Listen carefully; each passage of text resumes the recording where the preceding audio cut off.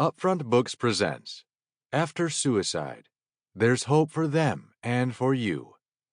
Written by Father Chris Alar, Marians of the Immaculate Conception, and Jason Lewis, Marians of the Immaculate Conception, and narrated by James Clement. A PDF to enhance your listening experience is available at upfrontbooks.com/aftersuicide. Dedication for Grandma and Claire. Author's Note. Since the first print run of After Suicide, the authors have recognized we must stress that the spiritual principles presented herein are not only useful for those who have suffered the impact of a suicide. Rather, the principles apply to anyone who has died by any means, Part 1, as well as anyone who has experienced a heart-wrenching loss of a loved one, Part 2. In fact, the book could have been accurately titled After a Death, There's Hope for Them and for You. While suicide remains the primary type of tragic loss we address in order to demonstrate the spiritual principles, we want to emphasize these principles can help those struggling with any kind of difficult loss. If you are having suicidal thoughts, please call the suicide hotline immediately at 800-273-8255 or 800-SUICIDE. Understanding professionals are on standby ready to help you. Please visit suicideandhope.com. Preface. The main title of this book, After Suicide, connotes a topic that is both daunting and unsettling. Dealing with the aftermath of a suicide is difficult, to say the least. It is for this very reason that the authors of this book hope to encourage in you an epiphany of hope. At first glance, the words epiphany and hope instill in us a sense of mystery and expectation. An epiphany is a revelation of something that was formerly unknown. In Christianity, the feast of the Epiphany is the celebration of the revelation of the incarnate Word, of Jesus coming into the world as its Savior. The Magi see a bright star in the coal-black night and follow it. They are on a quest to find something to satisfy their restless hearts.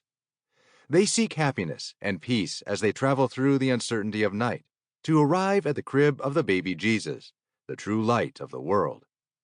They traveled far through the dark of night to find the revelation of hope, Jesus, the Savior.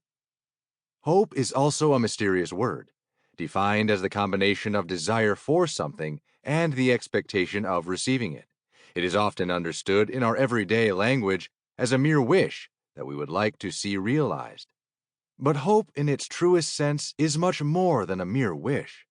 It's a God-given gift, a virtue that offers answers, happiness, and peace amidst the uncertainties and darkness that often penetrate our personal worlds.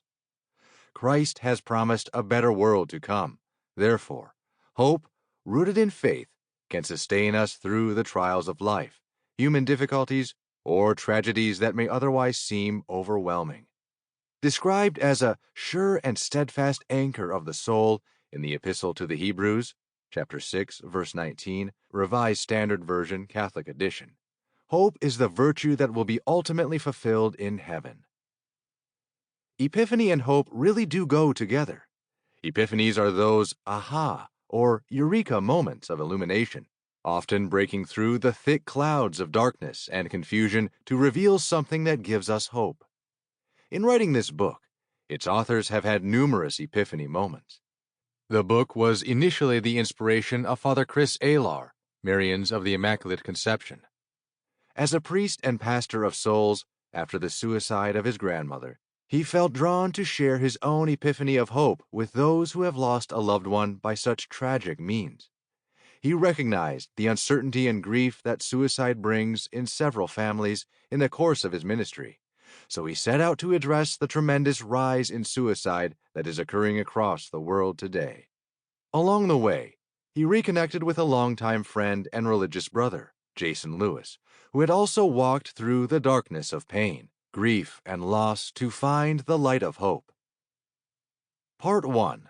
There really is hope for them, hope for the salvation of those who have died, shows how our prayers today, even for those who died years ago, can aid their salvation at the moment of their death.